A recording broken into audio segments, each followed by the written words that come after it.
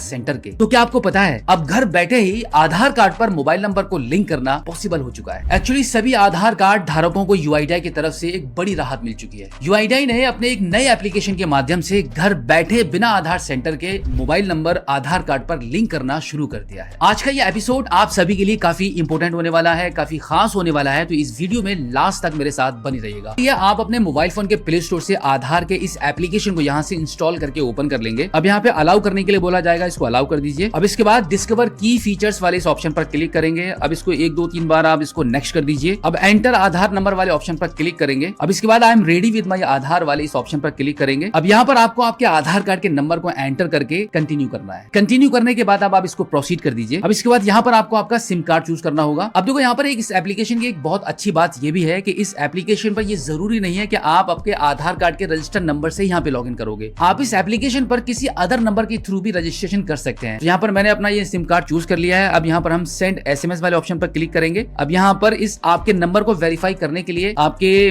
Phone से एक SMS send किया जा रहा है। बस कुछ ही सेकंड्स में आपका नंबर यहाँ पे वेरीफाइड हो जाएगा। अगर आप आपके आधार कार्ड के रजिस्टर्ड नंबर से ये प्रोसेस कर रहे हैं या फिर आप किसी अदर नंबर से कर रहे हैं, प्रोसेस बिल्कुल सेम ही रहता है। नंबर वेरिफिकेशन होने के बाद अब यहाँ पर आप इनिशिएट फेस ऑथेंटिकेशन वाले ऑप्शन पर क्लिक करेंगे तो कुछ इस प्रकार से आपके मोबाइल फोन का कैमरा ओपन हो जाएगा और जैसे आप अपनी आंखों को ब्लिंक करेंगे तो आपका जो फेस है वो ऑथेंटिकेट हो जाएगा। और उसके बाद अब यहाँ पर आपको 6 डिजिट का एक एम पिन बनाना होता है। इस एम पिन को आप यहाँ पे बना लीजिए। इसी एम पिन से बार बार आपको लॉगिन करना होगा। तो यहाँ पर आपके मनपसंद कोई भी 6 डिजिट का एक एम पिन बना लेंगे। एम पिन बनाने के बाद क्विकली आप इस एप्लीकेशन पर लॉगिन हो जाएंगे। ये एप्लीकेशन आपके पुराने वाले एप्लीकेशन के मुकाबले में थोड़ा सा अलग आपको दिखाई देगा। तो अब यहाँ से आपके आधार कार्ड पर एक नए नंबर को लिंक करने के लिए आप इसको यहाँ से थोड़ा सा ऊपर की साइड में स्क्रॉल करेंगे तो यहाँ पर आपको सर्विसेज में माई आधार अपडेट का ये ऑप्शन मिलेगा। इस पर आप क्लिक कर दीजिए। इस पर आप जैसे ही क्लिक करेंगे तो आपको कुछ इस प्रकार से आपके आधार कार्ड में करेक्शन करने के कुछ ऑप्शंस मिल जाएंगे, जिसमें सबसे ऊपर ही मिलेगा आपको मोबाइल नंबर अपडेट। तो इसी वाले ऑप्शन पर आपको क्लिक करना है। अब यहाँ पर आप देख सकते हैं कि मात्र 5 मिनट में ही आपका ये प्रोसेस कंप्लीट हो जाएगा। प्रोसेसिंग कंप्लीट होने के बाद मैक्सिमम 30 डेज का समय लगेगा आपके आधार कार्ड पर आपका मोबाइल नंबर लिंक होने के लिए, लेकिन अक्सर मोबाइल नंबर 3 to 7 डेज के अंदर ही आधार कार्ड पर लिंक हो जाता है। और यहाँ पर सिर्फ आपको 75 रुपीज की पेमेंट करनी होगी और इसी के साथ रिक्वायरमेंट्स में आपका करंट मोबाइल नंबर और आपका नया नंबर दोनों आपके पास होनी चाहिए।